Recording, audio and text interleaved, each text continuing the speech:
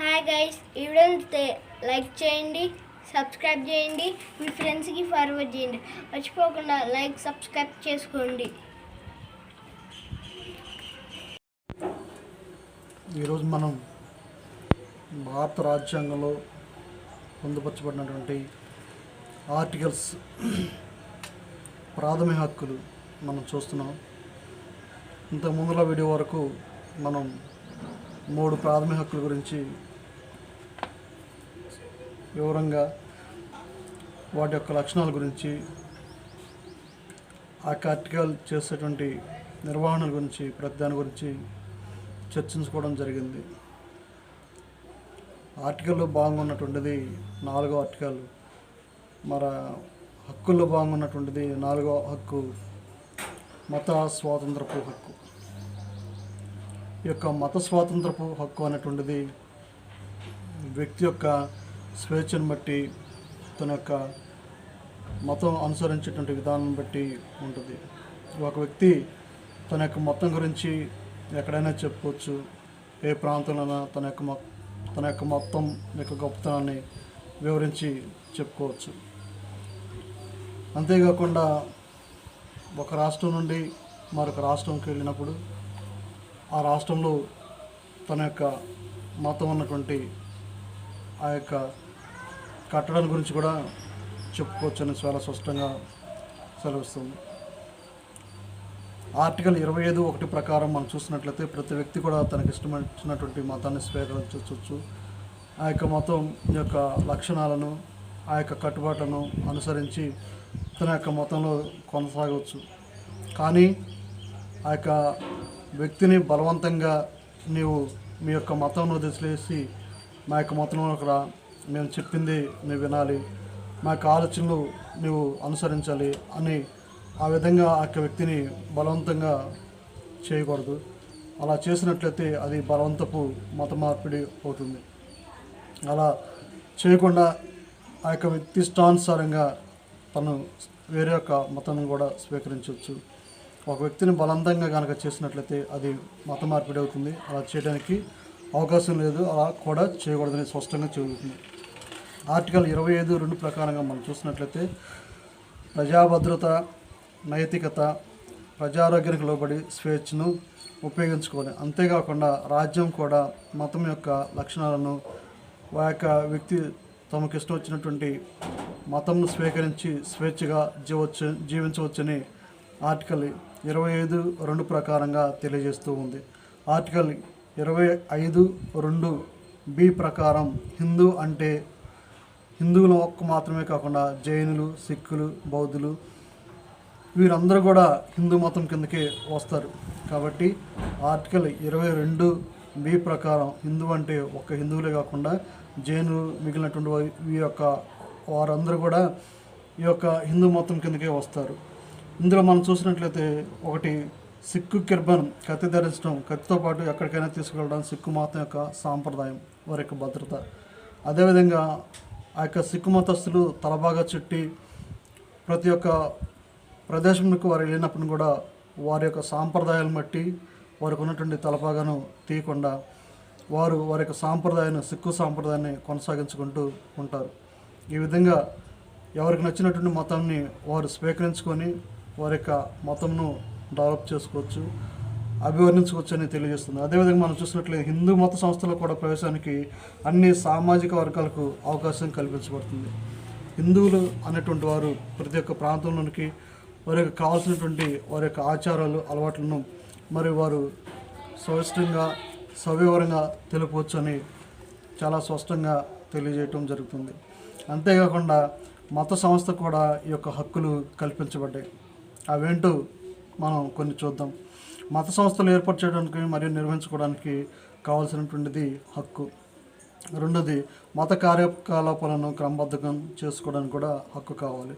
ఆస్తులను కూడబెట్టుకునేటువంటి హక్కు, చట్టబద్ధంగా ఆస్తులను కాపాడుకునేందుకు కావాల్సినటువంటి హక్కు. ఈ విధంగా ఆర్టికల్ 25 ప్రకారం వ్యక్తులకు మత హక్కులు కల్పించడం జరిగితే 26వ ఆర్టికల్ నిబంధన ప్రకారం ద్వారా మత సంస్థలను కూడా ఈ హక్కులు కల్పించడం జరిగింది.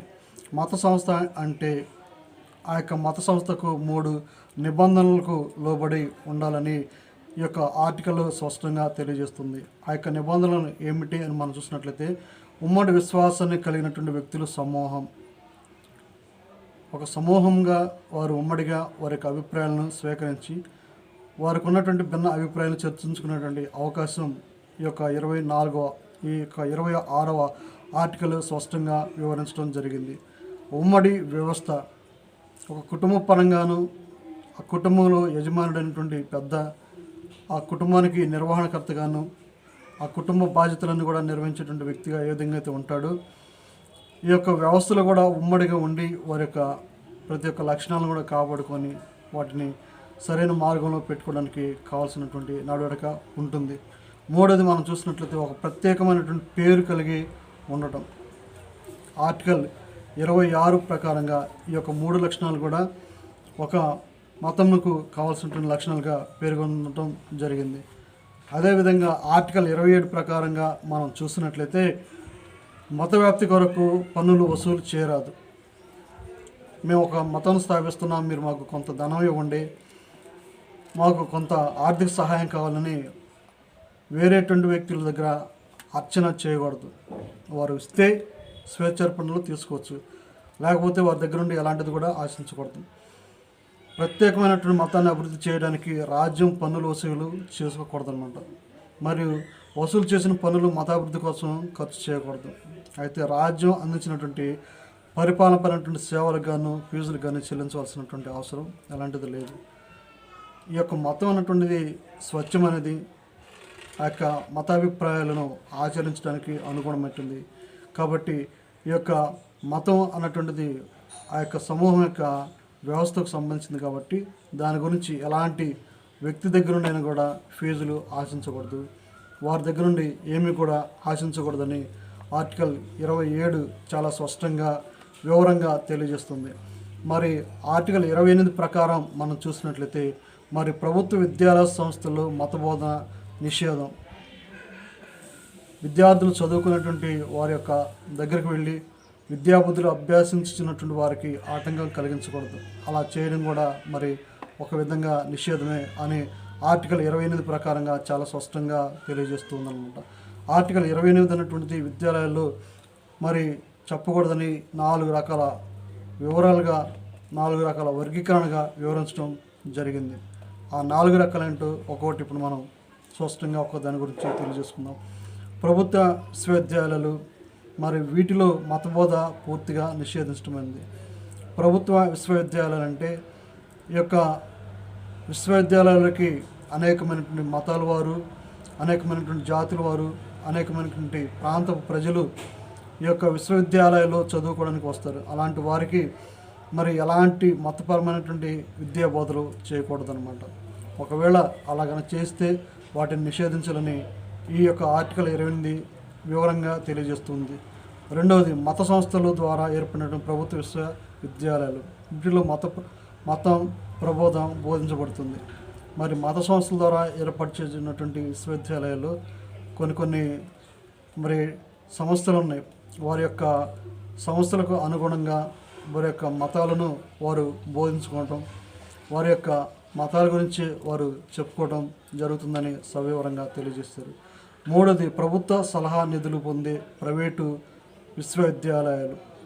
నాలుగోది మనం చూసినట్లయితే ప్రభుత్వ సలహాలు నిధులు పొందే ప్రైవేటు విశ్వవిద్యాలయాలు అంటే ప్రభుత్వం నుండి సలహాలు తీసుకొని ప్రభుత్వం ద్వారా వచ్చేటువంటి ఆదాయాన్ని ఈ యొక్క ప్రైవేట్ విద్యా సంస్థలు కూడా కొంత తీసుకోవడం జరుగుతుంది. ఇలాంటి చోట్ల మరి ఆ యొక్క మతబోధన అన్నటువంటి తెలియజేయకూడదని చాలా స్పష్టంగా తెలియజేయబడుతుంది అనమాట. మైనర్ బాలల విషయంలో మాత్రం తల్లిదండ్రులు అనుమతితో మాత్రమే మతబోధ చేయించాలి. వారికి సంబంధించినటువంటి ఎలాంటి ప్రేమం లేకుండా వారిని ఏ విధమైనటువంటి మతంలోనికి తీసుకొని రాదు, వారిని ఇబ్బంది పెట్టరాదని చాలా స్పష్టంగా మరి భారత రాజ్యాంగంలో డాక్టర్ బిఆర్ అంబేద్కర్ గారు విపులంగా వివరించి తెలియజేయడం జరిగింది. కాబట్టి ఈ యొక్క వీడియోని మీ అందరూ కూడా సబ్స్క్రైబ్ చేసుకొని లైక్ చేసుకొని మీ ఫ్రెండ్స్కి ఫార్వర్డ్ చేస్తారని నేను ఆశిస్తున్నాను. మరొక వీడియోలో ఆర్టికల్ ద్వారా మరి ప్రాథమిక హక్కులు ఉన్నటువంటి 5వ హక్కు గురించి ఈ యొక్క 5వ హక్కు లక్షణాలు సవివరంగా నేను మీకు అందిస్తాను. Thank you.